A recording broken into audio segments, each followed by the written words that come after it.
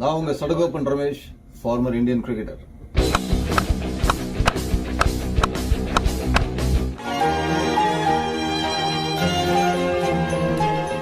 எப்பா நீங்க புரட்டி அடிச்சது கூட பிரச்சனை இல்லையா? கதற கைமா பண்ணிட்டு கடைசியில கை குலுக்காம போனீங்க இல்லையா? அதுதான் எங்களுக்கு ரொம்ப கடுப்பா இருக்குன்னு சொல்றாங்க பாகிஸ்தான். ஐசிசி வரைக்கும் கம்ப்ளைண்ட் பண்ணாங்க, இந்த மேட்ச் ரெஃப்ரியை தூக்குங்க, இல்லைன்னா நாங்க மேட்ச் ஆட மாட்டோம், நாங்க கிளம்புறோம் ஊருக்கு அப்படின்னு. நீங்க இந்த மாதிரி கிரிக்கெட் ஆனீங்கன்னா சூப்பர் 4ல நீங்களே ஆடிட்டு கிளம்ப வேண்டியதுதான் அப்படிலாம் பில்டப் பண்ணாங்க ஐசிசி. அதெல்லாம் இல்லை, உக்காருங்கயா அப்படின்னு சொல்லிட்டாங்க. வேற என்ன பண்றது, ஏதாவது பண்ணி ஆகணுமே சொல்லிட்டு என்ன பண்ணாங்கன்னா, பாகிஸ்தான்லயே அவங்களுடைய இன்டர்நேஷனல் கிரிக்கெட் ஆபரேஷன்ஸ் இன்சார்ஜா இருந்த பர்சனை சஸ்பெண்ட் பண்ணிட்டாங்க. அவர் ஏன் சஸ்பெண்ட் பண்ணாங்க பாத்தீங்கன்னா, இந்த ஹேண்ட் ஷேக் இன்சிடென்ட்டை நீங்க சரியா ஹேண்டில் பண்ணல, உடனே மேட்ச் ரெஃபரிக்கு எடுத்துன்னு போய் எப்படியாவது சூரியகுமார் யாதவும் அந்த டீமையும் தரத்தரான கதை உடைச்சு இழுத்துன்னு வந்து கையை கொழுக்க வச்சிருக்கோம் அப்படின்னு சொல்லியிருக்காங்க பாகிஸ்தான். அவர் மைண்ட் வாசியோ இதெல்லாம் நான் எப்படியா பண்ண முடியும்.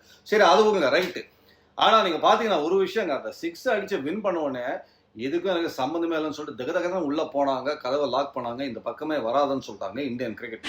ஏன் சகோ, இந்தியா பாகிஸ்தான் தான் நிறைய முறை ஆடி இருக்காங்களே, எத்தனை முறை பிளேயர்ஸ் வந்து நட்பு கரம்லாம் நீட்டு இருக்காங்க. அப்போ கூட நம்மளுக்கு வாய்க்கா தகராறு இருந்திருக்கு, இந்தியா வர்சஸ் பாகிஸ்தான் பிரச்சனை காலங்காலமா போயிட்டு இருக்கு. அப்படின்ற போது இதுல என்ன, இது ஏன் இந்தியா இப்ப பண்ணாங்க அப்படின்னு நீங்க கேட்கலாம். அதாவது ஒரு காலகட்டத்துல சகோ நம்மளுடைய எமோஷன் ட்ரிகர் ஆகி நெக்ஸ்ட் லெவல் போனதுக்கான ஏதாவது ஒரு நிகழ்வு நடந்திருக்கும். நான் சிம்பிளா ஒன்று சொல்ற பாருங்க, 99 வேர்ல்ட் கப் ஆடிட்டு ஊருக்கு திரும்பி வரோம், வாங்கிட்டு தான் வந்தோம். நம்ம மும்பையில் இறங்குறோம் காலையில் 4 மணி. சரி, காலையில் 4 மணிக்கு பார்த்தீங்கன்னா காலியாக இருக்கும் ஏர்போர்ட் நினச்சுன்னா ஆயிரக்கணக்கான மக்கள் வெயிட்டிங் எங்கள் டீமை ரிசீவ் பண்ணுறதுக்கு. வந்த உடனே ஒரு கரகோஷம், ஒரு வரவேற்பு வேற லெவலில் இருந்த உடனே எங்களுக்கு ஒரு டவுட், என்னக்கா நாங்கள் வாங்கிட்டு வந்தோம், இந்த வடிவேலு சொல்கிற மாதிரி தோத்தது நாங்கள், கப்பு எனக்குத்தான் அப்படின்ற மாதிரி உள்ள நுழைஞ்சோமா அப்படின்ற போது நிறைய பேர் அவங்களுக்கு பிளாக் கார்டில் என்ன எழுதியிருந்தாங்க பார்த்தீங்கன்னா, நீங்கள் பாகிஸ்தானை ஜெயிச்சதே எங்களுக்கு வேர்ல்டு கப் ஜெயிச்சா மாதிரி. உடனே நீங்க கேட்கலாம், அப்ப எல்லா வாட்டியும் இந்தியா பாகிஸ்தான் ஜெயிச்சாலும் வேர்ல்ட் கப் ஜெயிச்ச மாதிரி ஃபேன்ஸ் நினைக்கிறாங்களான்னு. கிடையாது. ஆனா அந்த சமயத்துல ஏன் ஃபேன்ஸுக்கு அது ஒரு மிகப்பெரிய ஆறுதலான வெற்றியா இருந்ததுன்னு பாத்தீங்கன்னா, 99ல கார்கில் வார் நடந்தது அப்படின்ற போது ஒரு மிகப்பெரிய ஒரு எமோஷனல் ட்ரிகரை இந்தியன் ஃபேன்ஸுக்கு கொடுத்தது, ஒரு காயத்தை ஏற்படுத்தின ஒரு விஷயமா இருந்தது. எனக்கே நான் ஃபர்ஸ்ட் மேட்ச் செப்பாக்கில் ஆடும் போது பார்த்தீங்கன்னா எனக்கு ஏற்கனவே பார்த்துட்டோம், ஒரு வசீம் அக்ரம், வக்கார் இந்த மாதிரி சக்லைன் முஸ்டாக் போது இந்த அது ஒரு ஜாம்பவான் சைடு போய் எப்படியே ஆட போறேன்னு நானே ஒரு டென்ஷன்ல இருந்தா, இந்த செக்யூரிட்டிலாம் பயங்கரமா இருந்தாங்க. அது நான் கமெண்ட்ரிலாம் நிறைய முறை சொல்லியிருக்கேன். நீங்க பாத்தீங்கன்னா ஹோட்டல்லேருந்து கிளம்பும் போது ஒரு போலீஸ்காரரும் என்கிட்ட சொன்ன ஒரு விஷயம், பாகிஸ்தான் கிட்ட தோக்குடாது சகோ அப்படின்ற மாதிரி. அதற்கு காரணம் அந்த கார்கில் வார், அந்த டைம்ல அந்த நிகழ்வு ஒரு ட்ரிகரை கொடுத்தது. அப்படியே இப்படி ஷிஃப்ட் பண்ணலாம். இப்போ பஹல்கம் தாக்குதல் அது ஒரு ட்ரிகரை கொடுத்துருக்கு. நீங்க என்னதான் நீங்க பார்த்தாலும் நம்ம ஆடுறது இந்தியன் கிரிக்கெட் டீம் அப்படின்னு சொல்லும்போது அந்த இந்தியன்ன்ற உணர்வை பிரிச்சுட்டு நீங்க கிரிக்கெட் விளையாட முடியாது. ஸ்போர்ட்ஸ்மேன்ஷிப்லாம் நீங்க பாத்தீங்கன்னா இந்தியா இன்னைக்குமே ஸ்டாண்ட் அவுட்டா இருந்திருக்காங்க. பட் இது ஒரு நான் ஏற்கனவே சொன்ன மாதிரி இந்த நிகழ்வு ஏற்படுத்திய ஒரு காயத்தில் இருக்கின்றார்கள் அப்படின்றதால அதோட வெளிப்பாடு தான். இது காலப்போக்கில் மாறலாம். நீங்க ஒரு பக்கத்து வீட்டில் இருக்கீங்க, பக்கத்து வீட்டுல இருந்து நீங்க பாத்தீங்கன்னா பின்னாடி வழியா ஆள் அமிச்சு இந்த வீட்டை காலி பண்ணு, வீட்டில் இருக்கிற காலி பண்ணு, இந்த வீட்டுக்கு வந்தா சேஃப் இல்லைன்ற ஒரு பயமுறுத்தக்கூடிய ஒரு சூழ்நிலையை உருவாக்கு அப்படின்னு சொல்லிட்டு முன்வாசல் வழியா வந்து கைகளுக்கெல்லாம் கட்டிப்பிடிக்கலாம்னு சொன்னீங்கன்னா அது நடக்காது.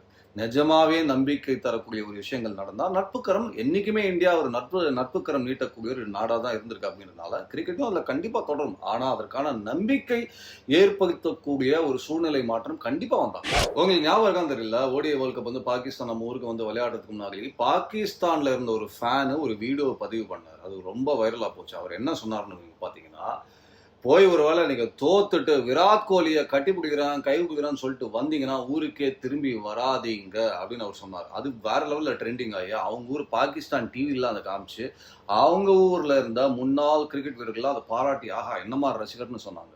இன்னைக்கு இந்தியா கைக்குள்ள தையோ தக்கான்னு குதிக்கிறீங்க. ஷாஹித் அஃப்ரிடி நீங்க பாத்தீங்கன்னா வந்து மே 10 பாகிஸ்தான் நடத்திய தாக்குதலின் மூலமாக இந்தியா ஒரு ஜோக்கர் அப்படின்னு உலகத்துக்கே நாங்க வெளிச்சம் போட்டு காமிச்சிட்டோம்னு சொன்னார். அதோட விரக்தியின் வெளிப்பாடு தான் இப்போ கிரிக்கெட்லையும் காமிக்கிறாங்க. சரி, இதாங்க சம ஜோக்கு. ஏங்க இந்தியா ஒரு யானைக்கு விரக்தி வராது, கோபம் தான் வரும், வழியில வந்துடாது. சரி, அவராது பரவாயில்ல, ஒரு பாகிஸ்தானுக்குலாம் ஆடி பல வெற்றிகளை பெற்று தந்த ஒரு அற்புதமான கிரிக்கெட்டர். ஓகே. மைக் எசன் அவர் வந்து ஐபிஎல் எல்லாம் வந்து ஆர்சிபியோட ஒர்க் பண்ணிட்டு எதுவுமே நடக்கலன்னு சொல்லிட்டு அவர் வெளியே தள்ளி அதுக்கப்புறம் தான் ஆர்சிபி கப்பே அடிச்சாங்க. அவர் வந்து பாகிஸ்தான் பிரீமியர் லீக்ல போய் உட்காந்து இப்போ பாகிஸ்தான் கோச்லாம் பண்ணிட்டு இருக்காரு. இவர் வந்து தையாதக்கா தான் குதிச்சு எப்படி அது இந்தியா கைகுலுக்காம போகலாம் அப்படின்லாம் ஒரு தையாதக்கான்னு குதிச்சுட்டு இருக்காரு. நீங்க முதல்ல நீங்க இந்தியரும் இல்லை, பாகிஸ்தானியும் இல்லை அப்படின்ற போது இந்த உணர்வை புரிந்து கொள்ளக்கூடிய இடத்திலேயே நீங்க இல்ல. அவுட் ஆஃப் ஸ்கிரிப்ட்ல இதுக்கு உள்ள வரீங்க. எனிவே தோத்ததுக்கு பெருசா வருத்தப்பட்டாங்களோ இல்லையோ பாகிஸ்தான், ஆனா கை குலுக்காம போயிட்டீங்களே அப்படின்றதுக்கு பெரிய லெவல்ல வருத்தப்பட்டிருக்காங்க. அடுத்த மேட்ச் இந்தியா ஒருவேளை எங்கேயாவது மீட் பண்ணாங்கன்னா டீம் மீட்டிங்ல என்ன பேசுவாங்கன்னா, நம்ம எப்படி bowling போடலாம், எப்படி பேட்டிங் ஆடலாம், எப்படி ஃபீல்டிங் பண்ணலாம், இந்தியாவை எப்படி வீழ்த்தலாம் அப்படின்னு யோசிக்கிறத விட எப்படியாவது இந்தியாவை ஹேண்ட் ஷேக் பண்ண வச்சிடணும் அப்படின்ற பிளானிங் தான் இருக்கும் போல இருக்கு. ஏதோ மேட்ச் ரெஃப்ரியை வந்து தூக்குறீங்களா இல்லைன்னு சொல்லிட்டு ஐசிசிக்கெல்லாம் மிரட்டல் விட்டு இல்லை நாங்கள் டோர்னமெண்ட் விட்டு வெளியே போகிறோம் அப்படின்லாம் பாகிஸ்தான் சொன்னாங்க. கொஞ்சம் வெயிட் பண்ணுங்க, இந்த மாதிரி கிரிக்கெட் ஆனீங்கன்னா சூப்பர் ஃபோர்லேருந்து வெளியே நீங்களா போயிடுவீங்க. ஒரு விஷயம் நீங்கள் பார்த்தீங்கன்னா இந்தியா அந்த மேட்ச் ஆடும் பொழுது அவங்க எந்த விதமான எமோஷனலும் காமிக்காம உள்ள கோவம் இருந்தாலுமே பேட்டிங், ஃபீல்டிங், போலிங் எல்லாமே ரொம்ப அமைதியாக காமன் கம்போஸ்டாக பியூட்டிஃபுல்லாக பண்ணிட்டு போயிட்டாங்க. அந்த மொமெண்ட் ஆனால் வெற்றி உறுதி, அந்த வெற்றி வந்த தருணத்தில் it's not professional, it's personal for us அப்படின்னு சொல்லிட்டு வெளியே வந்தாங்க பாருங்க.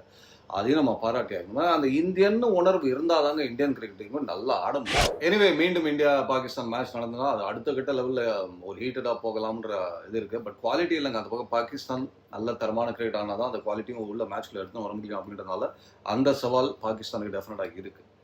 நான் சொன்ன மாதிரி நிறைய பதிவுகளை சந்திக்கலாம். ஆனால் இந்த ஏஷியா கப்பில் ஒன்றுமே இல்லை, டப்பா காலியாக இருக்கிறதுனால நான் பதிவும் போடல. அதனால கோச்சிக்காதீங்க. நான் வணக்கம் சகோ அப்படின்னு சொன்னால் அடப்பாங்க ஆடிக்கு ஒரு நாள் அமாவாசைக்கு ஒரு நாள் வந்து வணக்கம் சொல்றீங்க, உங்களை எங்கேயோ பார்த்த மாதிரி இருக்கே சகோ அப்படின்லாம் நீங்கள் ஃபீல் பண்ணுறீங்க. இருந்தாலும் எனக்காக உட்காந்துருக்கிற அந்த சில சகோஸ் நீங்கள் எப்போ வீடியோ போட்டாலும் பார்க்குறோம் சகோ அப்படின்னு சந்தோஷமாக பார்ப்பீங்களா, அவங்களுக்காக தான் அந்த பதிவு. அண்ட் டீம் இந்தியா என்னை பொறுத்த வரைக்கும் எஸ்பெஷலி இப்போ நடந்த இந்த மேட்சஸ்லாம் சூப்பர் ஃபார்மாக காமிச்சிருக்காங்கன்றத நம்ம பார்க்குறோம். Keep rocking team India, all the best for the rest of the games. Have a nice day சகோ.